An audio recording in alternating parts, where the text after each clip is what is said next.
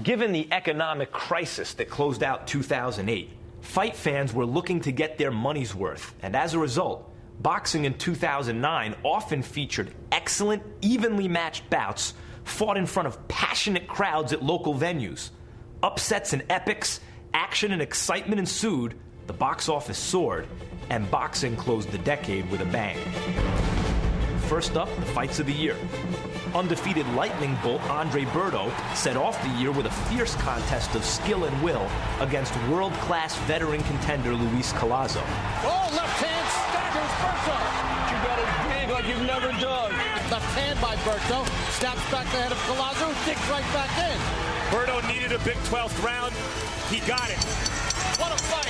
Happy New Year, boxing fans. Juan Diaz went head-to-head with the lightweight champ Juan Manuel Marquez, and the two certainly brought Diaz's hometown fans out of their seats. This crowd is on its feet already, and they may be on their feet all the way. This is going to be a hellacious war. Marquez trying to counter again. Diaz keeping the pressure on. A huge uppercut. Down goes Diaz. That will be that. The best action fight of 2009 was Ireland's Bernard Dunn fighting in front of his hometown crowd against Ricardo Cordoba, an all-out slugfest with 6 knockdowns. The most surprising result of the year, Jorge Linares looked like a future pound-for-pound champ until the very first round against Juan Carlos Salgado.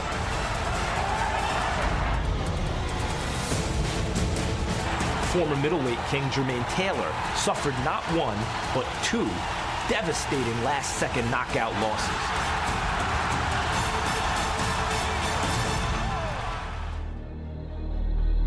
The price of boxing immortality comes at the risk of the fighter's very mortality, an exceedingly steep price to pay.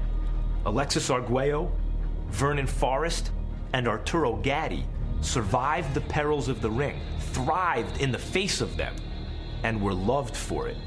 They were all taken from us this year under tragic circumstances outside the squared circle.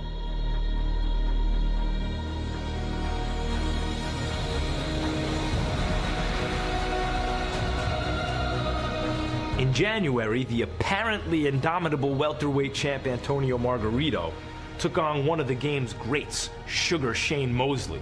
What transpired in front of the biggest crowd in the history of LA's Staples Center will not soon be forgotten. Mosley has Margarito in trouble on the rope. Staggers him with that right hand. And Margarito looks like a beaten man. And Shane Mosley has annihilated Antonio Margarito. Margarito was caught before the fight trying to cheat, plaster in his wraps, and was suspended for a year at least. And perhaps most gratifying, he got his comeuppance in the ring, the most significant upset of 2009. And at 38, Vitaly Klitschko showed why he and his younger brother Vladimir formed the two-headed heavyweight champion of the world when he schooled a tough young brawler in Chris Arreola. Vitaly Klitschko has dominated the fight. Is he once in a generation? Once in a lifetime? Or is he just once? Manny Pacquiao did this year what no fighter before him had ever done. He became the first man in the history of boxing to claim lineal championships in 4 separate weight classes when he YouTubed junior welterweight champ Ricky Hatton in the knockout of the year. There it is. Boom! Oh my gosh, what a straight left hand. What an amazing knockout shot. That is the most spectacular one-punch shot of Manny Pacquiao's incredible career. After a bloody battle with the feared Joshua Clottey, Miguel Cotto emerged as a credible opponent for the Pac-Man.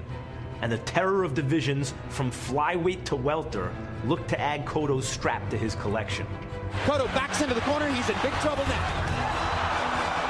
We thought Manny Pacquiao was great. He's better than we thought. Pacquiao is, of course, the fighter of the year for 2009, just like he was in 2008. And then there was the return of the great Floyd Mayweather, the comeback of the year. After a self-imposed exile from the sport, Pretty Boy Floyd completely outboxed Juan Manuel Marquez, the same Marquez who had proven himself the virtual equal of Pacquiao in their two fights. Mayweather's so quick with the counters, so sharp, so accurate. A truly brilliant performance for a truly brilliant fighter. 21 months off, and he's better than ever. The demand for a pound-for-pound showdown between Mayweather and Pacquiao is now reminiscent of the demand for Marvelous Marvin Hagler, Sugar Ray Leonard over 2 decades ago. The greatest thing about being a boxing fan is that the next super fight, the one you just gotta see, is always right around the corner. 2009 was good, but sometime in 2010, we should see the sport reach its apex with Mayweather and Pacquiao in an event of epic proportions and a fight that would define an era.